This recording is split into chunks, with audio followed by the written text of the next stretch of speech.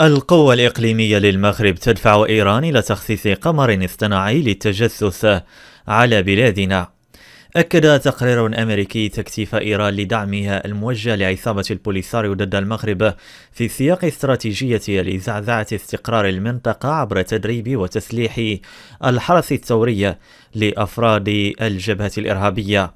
وبين التقرير الذي أصدره مركز التفكير الأمريكي الغير الحكومي هيريتاج حول مؤشر القوة لواشنطن لسنة 2024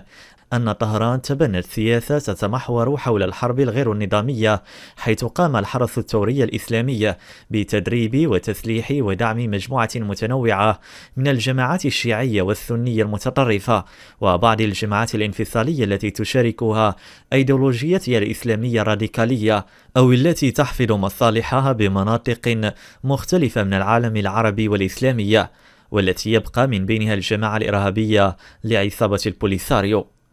وأضاف التقرير أن الدعم الإيراني ضد المغرب يبقى كبيرا، لكنها ليست الدولة الوحيدة التي تتعرض لهذه السلوكات العدوانية، حيث أن تهديد طهران يمتد إلى دول عربية أخرى منها البحرين ومصر والعراق والأردن والكويت والمملكة العربية السعودية والإمارات العربية المتحدة واليمن وأفغانستان وتركيا، فضلا عن إسرائيل.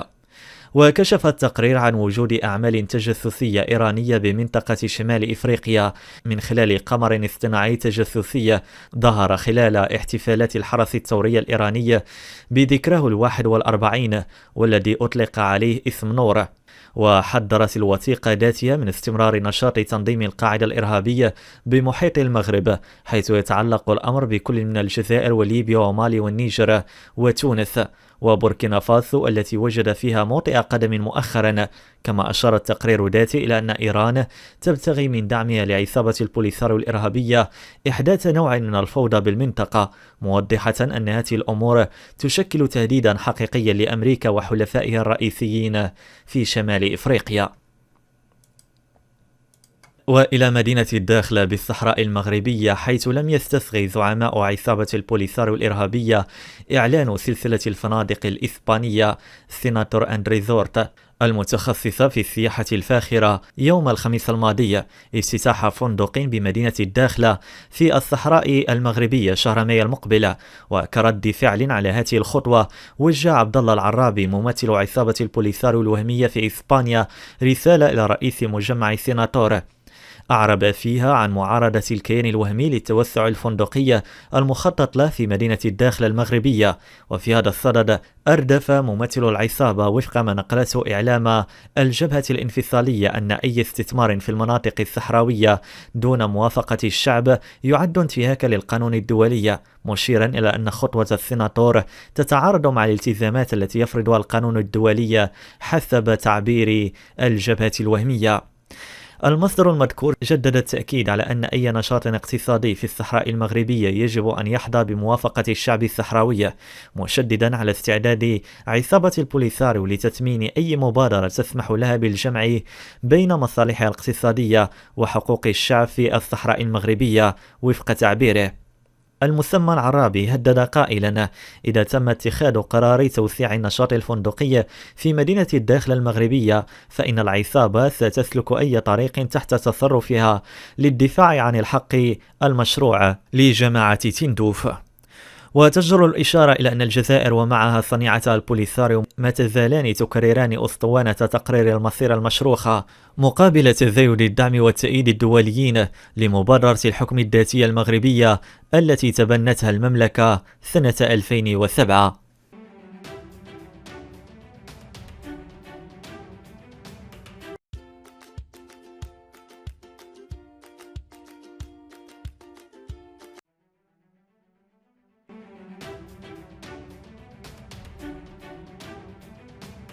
قالت مجلة جون أفريكا الفرنسية المهتمة بالشؤون الإفريقية إن الجزائر تجري مباحثات مع العديد من الدول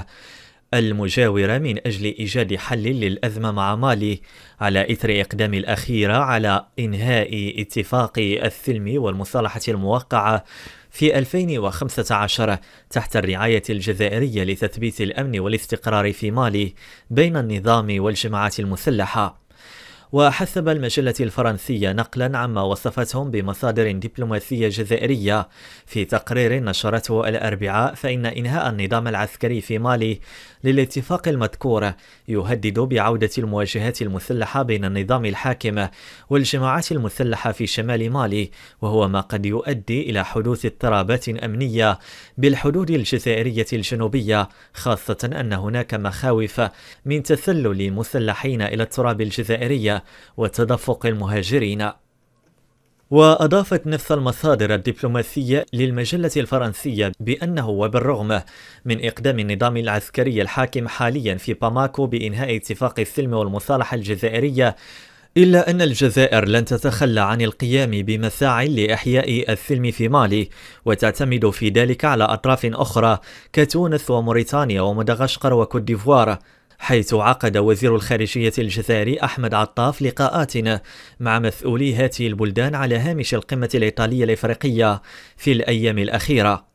ووفق المجلة الفرنسية فإن هناك سبب آخر يدفع الجزائر إلى تسريع الخطى لإيجاد حل لأزمة السياسية والدبلوماسية مع دولة مالي، ويتعلق الأمر بوجود مخاوف جزائرية من إقدام المغرب من استقطاب مالي لتحالف جديد يضعف تواجدها في منطقة الساحل التي تعتبر منطقة حساسة بالنسبة للأمن القومي الجزائري. وأشارت جونافريك أن المبادرة التي طرحها المغرب لدول الساحل المتعلقة بمنح منفذ أطلسي لهذه الدول عبر الأراضي المغربية من أجل إنعاش اقتصادها تعتبر أحد مصادر القلق لأصحاب القرار في دولة الكبرانات، وبالتالي فإن الأخيرة تريد إصلاح العلاقات مع مالي للدفاع عن مصالحها. وتجدر الإشارة في هذا السياق أن صحيفة مغرب انتليجنس كانت قد نشرت تقريرا في الأسابيع الماضية قالت فيه بأن تقريرا استخباراتيا جزائريا وجه تحذيرات لأصحاب القرار في الجزائر من المشروع المغربي الذي يهدف إلى ربط دول الساحل بالمحيط الأطلسي، إضافة إلى التقارب الحاصل بين المغرب ومالي في الفترة الأخيرة، مشيرا إلى أن ذلك يهدد مصالح الجزائر في دول المنطقة. ووفق نفس المصدر الإعلامي فإن المخابرات الجزائرية قدمت تقريرا أمنيا مطولا لهيئة أركان الدفاع الجزائرية التي يقودها سعيد شنقريحة وإلى مكتب رئاسة الجمهورية، يحذر فيه القادة الجزائريين من العواقب الغير المرغوب فيها من التقارب المغربي والمالي ومشروع المنفذ الأطلسي. ووفق نفس المصدر فإن مشروع ربط دول الساحل على المحيط الأطلسي الذي عرضه المغرب على 4 من دول الساحل وهي بوركينا فاسو ومالي والنيجر وتشاد يشكل تهديدا كبيرا لمصالح الجزائر وعاملا حاسما سيسرع من عزلة الجزائر في منطقة الساحل، حيث سيعطي للمغرب فرصة للتموقع في المنطقة ويصبح لاعبا مؤثرا في جوار الجزائر خاصة في النيجر ومالي. وأضاف موقع مغرب انتليجنس أن التقرير الاستخباراتي الجزائري دعا القادة الجزائريين إلى ضرورة إيجاد حلول سريعة وفعالة لوقف هذا الأمر عن طريق التغلب على التوترات التي قد تعرقل العلاقات